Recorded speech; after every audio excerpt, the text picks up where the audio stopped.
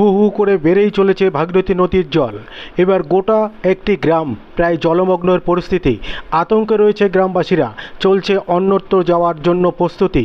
জলের তলায় চলে গেছে বিঘা বিঘা চাষের জমি। কি করবেন, কোথায় যাবেন বুঝে উঠতে পারছেন না তারা। গত কয়েকদিন ভারী বৃষ্টির কারণে বিভিন্ন ব্যারেজ থেকে জল ছাড়া হয়েছে, আর তার কারণেই রাজ্যের বিভিন্ন জেলার পাশাপাশি নদিয়া জেলার বিস্তীর্ণ এলাকা প্রায় জলমগ্ন হতে চলেছে। গতকাল রাত্রি থেকে হু হু করে বাড়ছে নদীয়ার শান্তিপুর ভাগীরথী নদীর জল। নদীর তীরবর্তী চর জিজিরা সহ আশেপাশের বেশ কয়েকটি গ্রাম জল ঢুকে যায়। অনেককেই ইতিমধ্যে ভিটেমাটি ছাড়তে হয়েছে। স্থানীয়দের দাবি, যেভাবে নদীর জল বাড়ছে তাতে করে বাড়ি ছেড়ে অন্যত্র যাওয়া ছাড়া কোনো উপায় নেই। গবাদি পশু থেকে শুরু করে বাড়ির পরিবারের সদস্যদের নিয়ে এবার সরকারি জায়গা আশ্রয় নিতে যাবে। তারা এও জানাচ্ছে, জল বাড়ছে বেড়ে যাওয়ায় যা গতিবেগ, তাতে করে বন্যা হওয়ার সম্ভাবনা প্রবল। যদিও 2000 সালের বন্যা তাদের মনে করিয়ে দিচ্ছে সেই আতঙ্কের অভিজ্ঞতার কথা।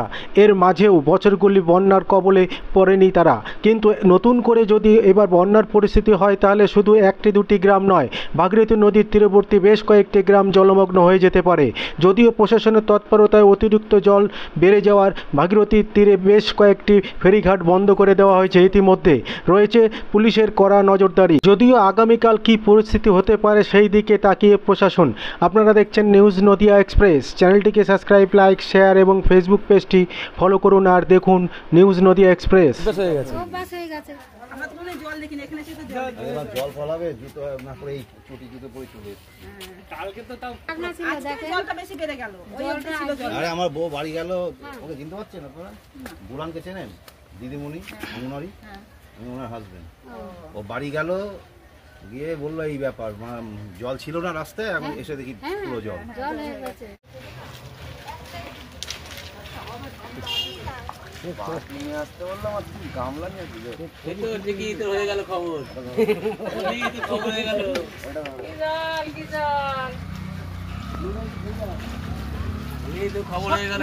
সকালে মাঠটা নিচে জল ছিল, পুরোটা ভরে গেল। আচ্ছা, তোমার নামটা কি? আমার নাম মাধব দেবনাথ। কেন চেনা চেনা লাগছে? সুদেব নাম বলে তো। হ্যাঁ সুদেব না? হ্যাঁ, এদিকে ছেলে, এদিকে বলছে শুধু আপনার ছেলে? জামাই এসছে বলছে আবার এই লোক ছেলে, এটা আমার জামাই না।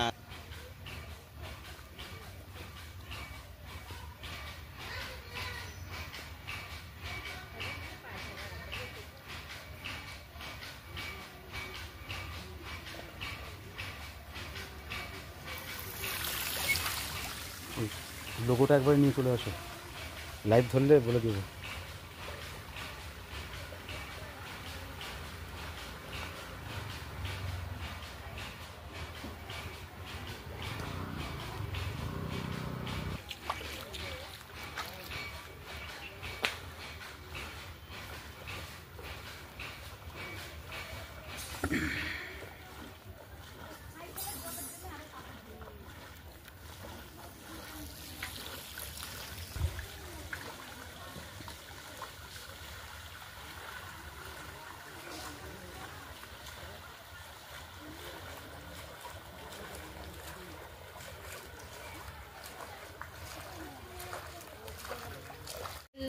মানে কি দুপুরবেলা থেকে শুরু হয়ে আজকে সকাল পর্যন্ত এতটা জল হয়ে গেছে। কোনো রিপোর্টার এসেছিল এখনো পর্যন্ত? না, মানে আমাদের কাজের খুবই অসুবিধা। আমার এইটুকুটা পুরো আমাদের কাজের জায়গা, পুরো জলমগ্ন। আমরা যে কি কষ্টে আছি, মাঝে যেন কাজ করেছিলাম, তারপরে পারা যাচ্ছে না।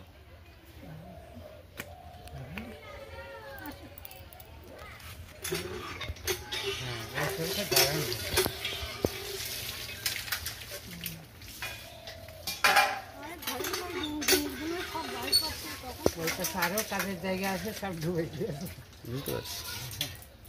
আর এই আশেপাশে যা জমি সব চাষের জমি। আমি লাইভে যাবো, তাহলে একটু দেখতে পারতেন তো। কেবলটা আমি ধরতে পারছি না, এই অবস্থায় কি করে কাজ করবো।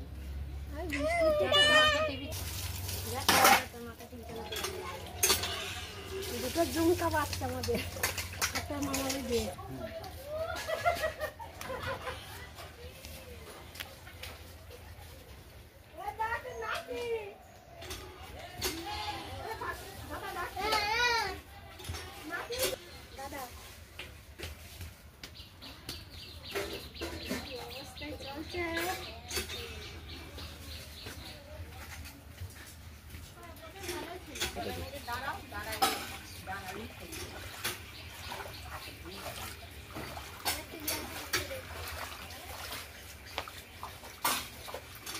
চলো ফোন করেছে সমদা।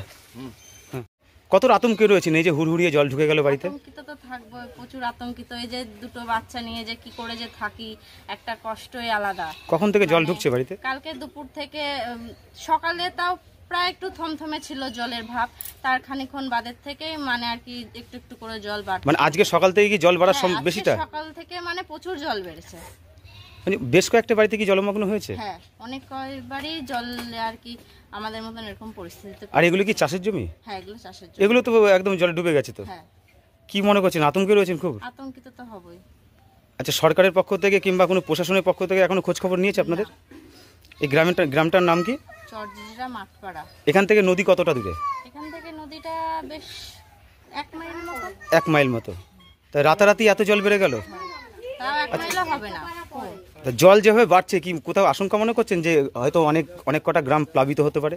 হতে পারে, সেরকম তো আর কি আতঙ্কিত তো আছেই। কারণ জলের বাড়ার ভাবটা প্রায় অনেকটাই বেশি।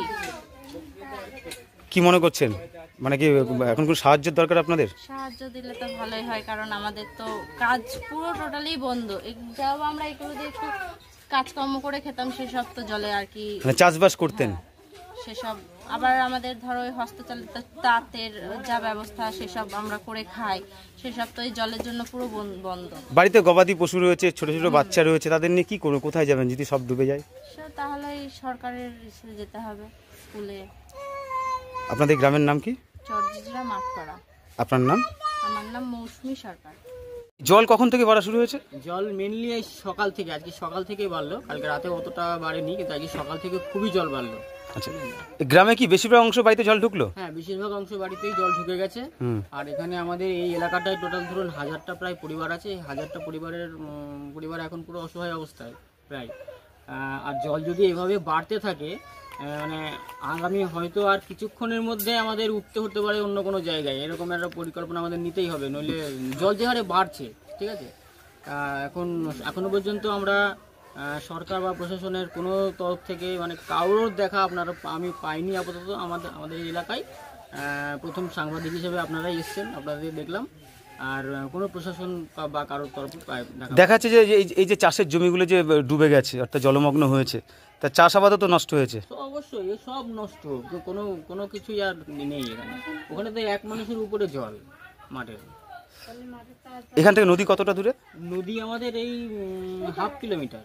আচ্ছা, তাহলে এই অল্প সময়ের মধ্যে এতটা জল বাড়লো? অল্প সময়ের মধ্যে, মানে সকাল থেকে জলটা বেশি বাড়লো। তাহলে বাড়িতে এই যে পশু রয়েছে, গবাদি পশু রয়েছে, শিশু রয়েছে, এদের নিয়ে কোথায় যাবেন? এখন সবাইকে নিয়ে মানে চিন্তা করতে হবে যে আমরা এখন ওই আমাদের শহরের দিকে একটু উঠতে হবে। শহরে আমরা বিভিন্ন স্কুল যদি খুলে দেয়, যদি প্রশাসন এগুলো করে, তাহলে আমরা ওই দিকে উঠে যাবো আস্তে আস্তে ধীরে ধীরে।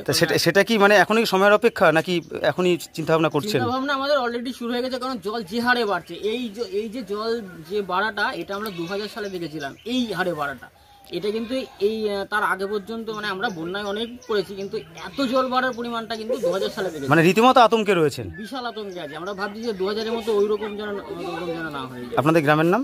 আমাদের গ্রামের নাম হচ্ছে বড়বাজার ঘাট স্ট্রিট, চরজিরা মাঠপাড়া। আপনার নাম? আমার নাম বাসুদেব সরকার।